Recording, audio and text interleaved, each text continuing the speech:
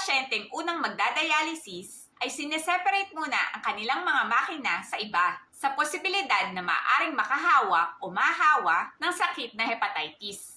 Ang mga dialysis patient na nakumpirmang may sakit na hepatitis ay may separate machine sa mga pasyenteng walang sakit. Ang dialysis order naman sa unang salang ay iba kesa sa mga regular na pasyente. Ang unang dialysis ay kailangang may mabagal na ikot ng makina sa maikling oras upang hindi mabigla ang katawan ng pasyente, ngunit sa magkakasunod na araw. Kadalasan itong ginagawa ng 3 beses na magkakasunod na araw, depende sa kondisyon ng pasyente. Ang ikot ng inyong dugo ay mabagal lamang, 150 to 200, at ang dialysis flow ay 300 ml per minute lamang. Ito ay tinatawag na SLED o Sustained Low Efficiency Dialysis. Ang oras ay kadalasang 2 to 3 hours lamang upang hindi mabigla ang inyong katawan. Dahil naniniwala ako na napakahalaga ng dialysis sa mga taong may sira na ang kanilang mga bato. Dahil ito ang nagdurugtong ng kanilang buhay. Dahil ang kalaban natin dito ay ang mga life-threatening complications na maaaring maranasan ng mga taong hindi pa nagdadialysis.